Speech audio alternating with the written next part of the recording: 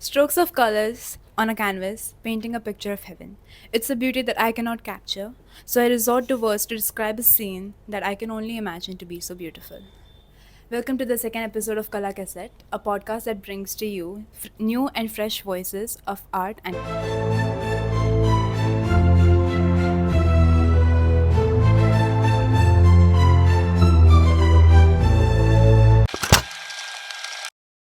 poetry is the eternal graffiti written in the heart of everyone. It is a medium for expression of ideas with the beauty of embellished language. It gives the reader an insight not just into the poet's mind, but also carves out space for personal epiphanies.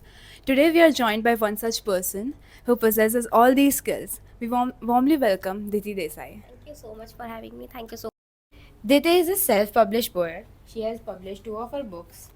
This is the recent one, and this is her first book. She has self published them, and so Diti, please tell something about yourself. I'll just first thing come up with what you already wanted to know. You asked me about. I started writing when I was in grade 8, and no, I don't have any particular story about it. I just randomly started writing since I always used to score very good in essays. So this is why I felt like I would be writing good in poetry section as well. So apparently it was a Republic Day in school, and the story was as that my professors, as in my teachers, came to me. I'm sorry, and they came and they asked that they wanted a couple of quotes to keep on the celebration event and all sort. So that made me write a poetry, and that is how I started. I came to know that I also am keen to write about poetries and all sort.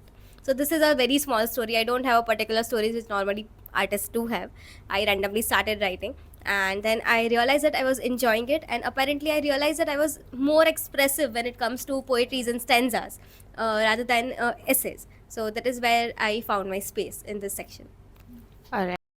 Right. So you wanted to know what inspired you to publish your poetry, because most poets, either in these modern times, we often see people posting their poetry online, or uh, traditional publishing or publishing books is not the most best way people choose, because it is also expensive and there are a lot of more technicalities involved in it.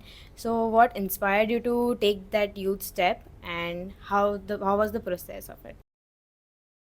I have both the answers in all those questions you asked right now. So apparently, talking about deciding to publish, I already was posting my poetries online on Instagram, as everyone does, about their art.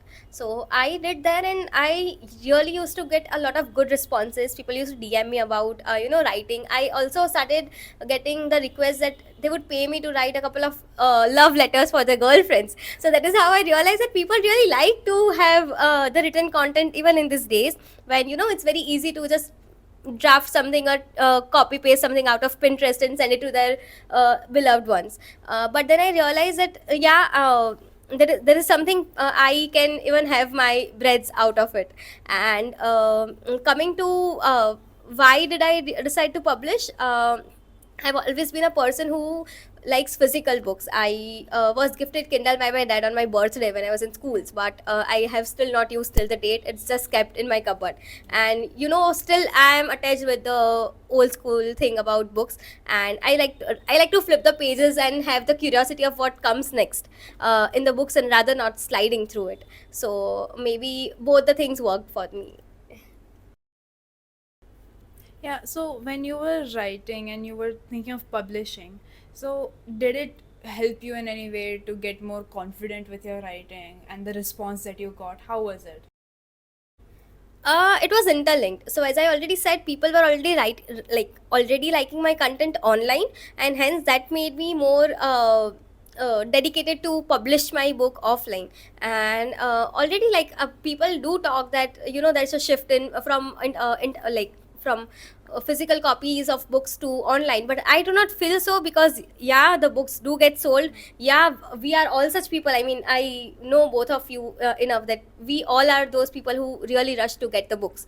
So I mean, there's no such shift when it comes to the readers from offline to online. And coming to I'm sorry, I lost your point, the question. Yeah, so I was saying that how has it helped you gain more confidence and how was it, did it change you in any way? Look, as an artist, what I feel particularly, like I'm writing since 8th grade, I do feel, however appreciation you seek from others, yeah, definitely it does give you a good boost, but always the confidence comes from within when it comes to an artist. I mean, when you feel you really wrote something that is touchy to yourself, that means you aced it. I mean, you, although how much ever you will get appreciation from the world, but if you're not happy with the book, as I already talked before, like we were getting everything ready for the thing, I already had a word with Rajvi. I don't want to have more conversation on my very first book. I like to be very transparent about the same. So it's very usual and okay to not like your previous work and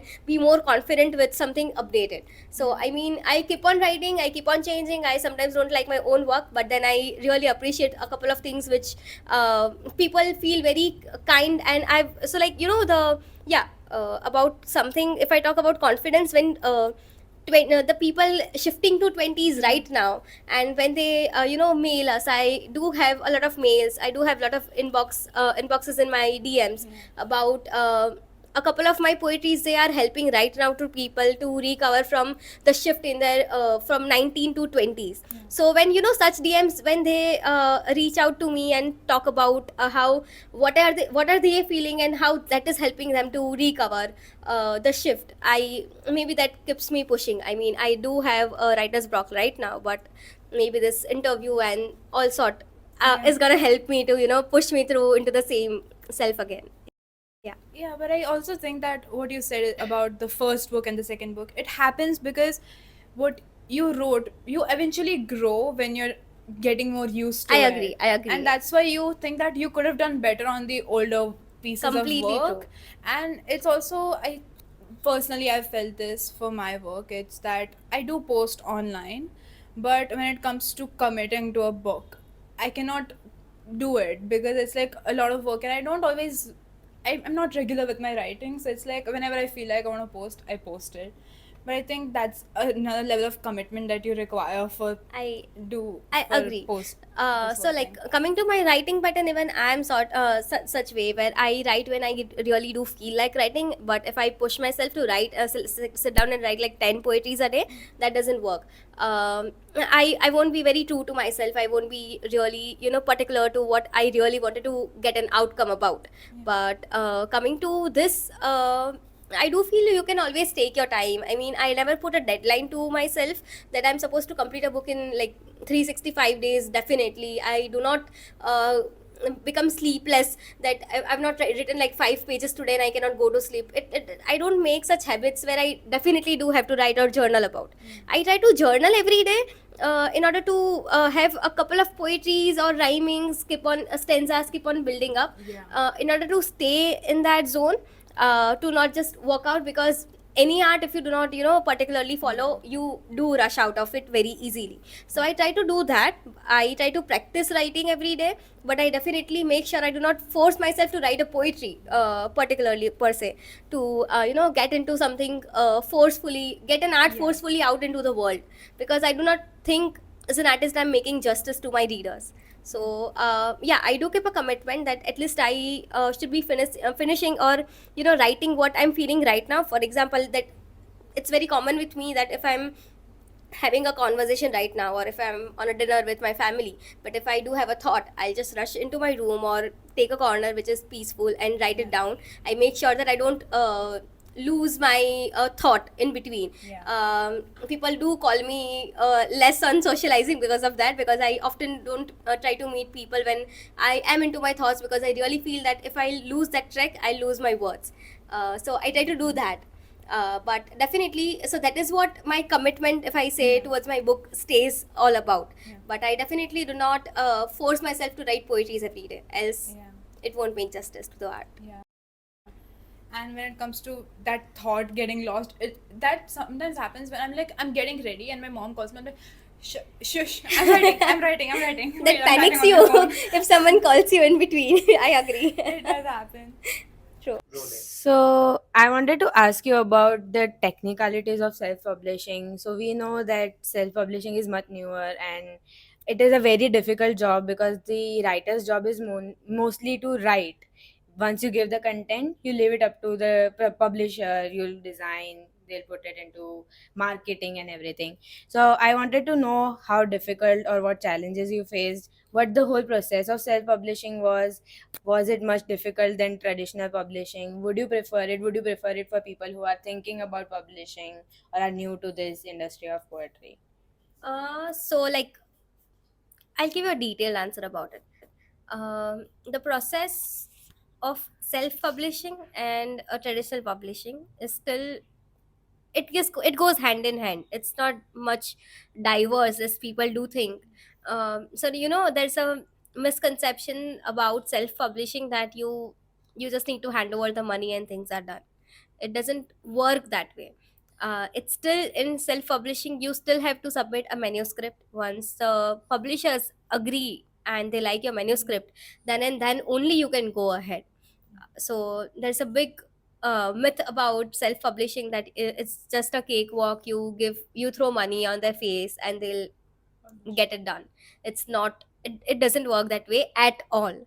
Even with the bigger names in publishing industry and with the newcomers or new publishers, or say the literal publishers who work for monetary, even they do not do for the same. I did both my books with Notion Press, and the whole journey particularly starts with sending the manuscript, giving the details about what kind of book you want to deliver to your audience. What kind of, it goes from the smallest detail about what kind of paper you want, the size of the book that you are thinking to have, the kind of printing, whether you would be having the pictures in it or not. All sort of details you really need to give them. Then you once they go through it, you, depends on your luck, depends on the kind of publishers you are targeting. You also have to wait for, like, I don't want to name a particular publisher, but the bigger ones into the industries, they also take like a year, or after a year, to review your emails for manuscript. You would get an automated message from the publishers that it would be reviewed within 365 days. So firstly, aiming for the bigger names, you need to have a huge amount of patience. And that is I'm so sorry, Self publishing. self-published books. And I'm talking about self-published book that takes this long time as well. You, after all, have to pay to them for sure for publishing, but you need that patience. Then there are a lot of national level uh, publishers which they do reply like in a week or so, and that goes a bit easier compared to the bigger names. So the first thing, all getting into the whole thing, starting with the process is that. And once they approve, they'll negotiate about your content. They might ask you to edit. So like I particularly, there are a lot of help they provide into self publishing, where they can provide you an editor. They can give you the content help, where they might help you find the pictures if you want. They get you all the copyright help, all the paperwork, they'll get it done for you. So I particularly, in both my book, chose to edit the book my own self, because I wanted it very particular, exactly what I wanted, and I chose that way. Coming to copyright, I did want some help into the paperwork, because it was so not me to go 10 different places for the government help and get it signed and all sort. So that is where Notion played their role into my book publishing journeys in both the books. So my personal take on this is, I always try to edit my book my way, because I want, you know uh, the smaller details. For example, in both my books, I do have pictures relating to my poetries. So I have particularly picked the pictures. They are sourced from different artists. So those pictures I want exactly like below, say what, three lines of my poetry, somewhere that is in the center. So I want to categorize my work, my poetries, and place them exactly what I imagined to have. So like communicating all these details to the editor and then get it done, it's a task for them and me as well. Plus my Notion doesn't have its office in Ahmedabad. So either I have to talk to the guy in Bombay or else Chennai. So it was taking a lot of time. I realized in the very first book itself. I was 19 when I published Betwixt the Pink Mountains. So I really felt that it was easier to edit. Luckily, I have a couple of writers who are professional writers in my group, in my family. So I got a couple of advices from them in order to publish my first book. But second, it was all me. I did it myself. So yeah, editing is something you need to sit down, have the patience with. uh, Once it's a simple thing, which it's a simple feeling, I would particularly say you will go through when you are a writer and you are trying to publish a book. Once your manuscript is finalized, you still have like 3 to 4 months to edit your book. In that process, you will feel so rush in yourself that you just feel like, no, it's done now. You don't want to change anything because you are so already frustrated by penning down everything. But that is where you need some help from your friends and family to ground yourself and keep the patience to edit the book. But that I guess it works out. It doesn't take much. Yeah. So, what happens once you publish the book? Once it's out in the world, what is the process that goes on? How do you market it? How does it reach the reader, the consumers? So I both my books were selected by Notion for the World Book Fair that every year happens in Delhi. I got my major crowd sourced from there because it was kept in the first dominant shelf, I would say, which Notion has in the World Book Fair in Delhi every year. So I got a lot of sales from there. I also got I used Instagram for sure because I already had my crowd there. I have my page, Diti Desai, if you want to follow. So I already had my readers. I had my book launches in both the books, so I got a good crowd, the target audience which I wanted. I had an open invite, and uh, so I was a college student in both the books. So and my book was about second book was about the shift into 20s, and the first book was literally about teens. So I got my crowd from there as well. Luckily, I got the local crowd very easily. For national and international crowd, I had online sales on my portals. I have my books on Flipkart as well as on Amazon, and I have my sales through that. This video is created in collaboration with Prithvi Art Celebration at Ambawadi. We are extremely grateful for them providing us with a space to shoot our second episode of Kala Cassette. They provide people with various indoor and outdoor spaces which are extremely beautiful for shoots and events. Do check out Prithvi Art Celebration for some amazing events and for some great coffee. So when we talk about the changing style of art and everything, so there are no specific rules to it anymore. So when you were starting to write, so how did you discover your unique style in it, and did it was it difficult at first? First thing, again, I'll try to break a myth about contemporary poetries. It does have rules, and it's still without rules. I mean, it's a whole abstract idea, but it's still not something which, about abstract work people say magajma aap ne banai di to. It's not that.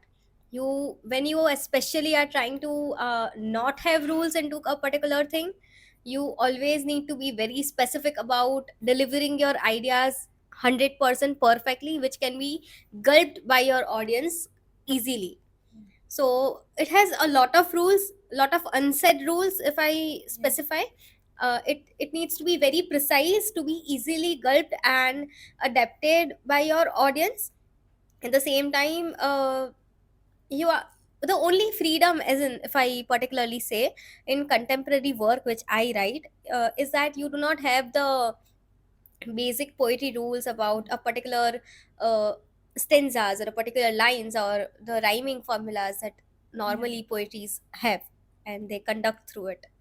That is the only freedom we have in contemporary writing. I mean, you cannot just randomly write anything and call it a contemporary work, just because you do not follow the rules.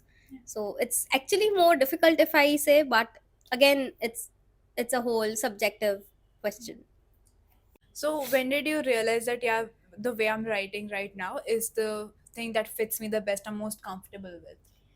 The only reason I like contemporary work, contemporary art of writing poetries, is that I am not bound to complete a sentence in a particular way or in a particular number of stanzas.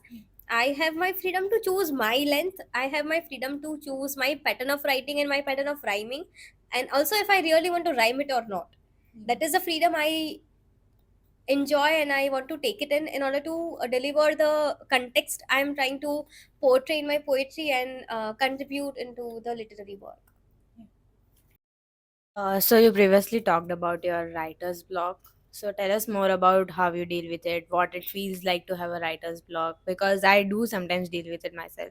I agree. And then you told like you don't push yourself to write, but I do, and that turns out sometimes to be fruitful, sometimes not. So how do you deal with it? I would suggest it is always fruitful, firstly, and it is still subjective to everyone, individual, and individuals' blocks to a particular person. I mean, I go through it on and off all the time. Even right now, I have been not writing up for my book since like 2 3 months. I have everything framed. I have my Google Doc ready. It's half cooked. I'm still not able to process it ahead. But talking about how it feels to have a writer's block, I have two metaphors for the same. First, I feel constipated. It feels like you really have a lot of things to talk about, but still you're not able to pen down or write about it and get the output which you really want to have. And secondly, it feels like to talk about in our Gen Z way. It feels like relationship may be like a single feel karna. I mean, you are in a committed relationship with authorhood, but you are not able to write down. So these are the two feelings you have while having a writer's block, to me at least. All right. So your pen name is Akruti. Um, your real name is Diti. Yeah. So please explain. So I was always a person who was very much into art, different fields of art. I have tried theater as well. I have tried painting as well. I have all the things covered in all the forms except traditional dance forms. So that is the thing which I'm really looking forward to have. But all through this journey about art, my parents are very fond of all the art forms. So me coming in front of you as an author is all because of my parents uh, keeping on pushing me to publish a book. So I was constantly getting the publishers on my Instagram DMs to publish a book, which I was always trying to avoid. So one fine day, when you are young and you use your parents' phone to operate Instagram. I mean, when I was in first year, I barely got the phone access. So my dad always used to find out that I keep on being reached out by the publishers. So one fine day, he just randomly sat and said that I am supposed to publish a book, and he gave me a deadline of say what 2 weeks, that prepare a manuscript and you are supposed to mail them. And if I do not find, I'm not gonna get you your favorite food. Being a foodie, that was a curse. So I was like, yeah, fine, I'll do it. I'll match your deadline. So coming to Akruti is it's a word collaborated with Anand. It's Anand's A, Krupali's Crew, and Dhiti's T. So it's a pen name co-joined by the three names, my mom and dad's, and my name. Alright, that is beautiful. So we wanted to ask you about what art forms you indulge in when you're not reading poetry or when you're not writing poetry, when you're not yourself becoming a part of the poetry community. What do you like to do, like enjoy as art? So I am a very frequent visitor of Sept. I keep on going there for all the art exhibitions. I love to go through different art forms. I love to explore the paintings. I often, even in my writer's block, which I'm right now going through, I keep on sitting there in front of the paintings. I keep on standing and staring at the paintings to, decode what some other artistic mind might have thought about. I try to have multiple conversations with the artist when they are exhibiting their work. I often randomly go through the pages of Prayogshala or a Scrapyard and book the tickets for such theater work. Yeah. And try to indulge into that. Sometimes when you as an artist are not able to think about something, we are blessed to have the world with multiple artists around. Especially Ahmedabad really has started, adapting that culture of art. So I mean, fall into that cult, get a member of membership of such places, and I don't think so writer's block would be a curse anymore when you have the spaces around which celebrate art. You talked about you being very specific with the drawings that are put into your poems and Yeah, everything. So it's like you want something to be there because it has a meaning or it has a relation to your work. true. So on the cover page, we have these drawings. So do they hold a specific meaning? Yeah, doubtlessly. So like firstly, I'll just talk about the three things that we have in our cover page. First is sunflower, second is the plane, and third is pizza. So these are the three elements which summed up my journey from stepping out of my 18s and 19s and stepping into the early 20s. So from teens to tweens, sunflower that stands for my growth, my evolving stage, that talks about how every day I grow. At night, as usual, most of us go through is when we try to sleep, we have thousand different thoughts about what we did wrong, particularly every day. So what we usually term as overthinking. So I guess every day we bloom. We try to bloom our best in front of the sunlight. There are days when we have clouds and we are not able to bloom properly, being the sunflowers. So that justified my divergent. Uh, Coming about pizza. I'll try to refer it with the current book I'm reading. This is the book I'm reading. I Want to Die, but I Want to Eat Your Bucky. So this book talks about how the whole phase where you have multiple things going on, but still little joys keep you pushing forward. So I mean, I just need one good bowl of chili garlic noodles, and I'm good to go for like after a good breakdown, a huge breakdown, I would say. So I mean. It's all about you find your perfect slice of pizza in the bad days. So that is what pizza stands for. And coming to flight, I have kept a plane in my my cover that talks about how you keep on moving, you keep on growing in between through everything that you go through, and still you do not need to just settle down. It's you are in a rush to grow up, especially stepping into 20s, but it's all right if you slow down or land in between and take a break. It's like a So journey. So in every episode of Kala Cassette, we have a special segment. It's called "What's Rolling in Your Kala Cassette." It's where we ask the artists we're interviewing to tell us about what they listen to, what they read, what inspires them, what they feel like they want to consume more in art forms. So please talk about what inspires you. So, firstly, I personally am very lucky that I am in good connections with the artists through your page. Kala Cassettes have started bringing good artists across the town, the new budding artists, I would say, particularly. So, people like us who really need to not just, it's not just about us needing audience, it's all a lot about us trying to connect with the different art forms, different artists as well from different arts. So I keep on trying to go there. I keep on trying to meet them and have an interaction to come to know about what they are wandering around to come across the new ideas. So some any of your favorite poets that you like to read a lot.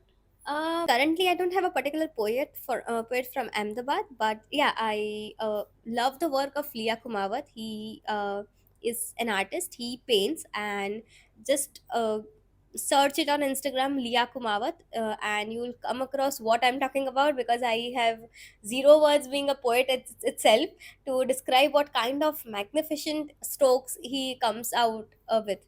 And maybe sometimes when I'm really say what numb or having no ideas about, I try to do this. I try to go through multiple pages which I really follow to explore art. One of is Rajve's page. I definitely go there to read a lot of poetries because she also has a lot of collaborations with different artists, and I try to go through the raw artist works. I try to of course go through music as usual, and maybe that's where the local train is my favorite All of us. yeah. So coming to the last part of this episode, I really wanted you to read a poem that you've written, anything that you like. But since you have a sore throat, we'll have Soumya read it. You cannot let them plant the seeds of self harm in your backyard and still be tender to the flowers that deserve to be born and see the colors of sunlight. That was a beautiful piece. This will be the end of this podcast. It was amazing interviewing you. It was so fun. It was so knowledgeable. Thank you It so much, Radha, was for having me. For any artist, platforms where you get to talk about your own artwork, it's always fascinating and soothing and gives you more confidence to, keep on rolling through the spaces where you have artist blogs. So, I mean, thank you so much. It means a lot. Thank you so much for doing this. Tell us how you like the second episode of Kala Cassette. And do not forget to like, share, and subscribe to our YouTube channel and our Spotify podcast. We hope to be rolling soon for you with our first episode of Kala Cassette Side B.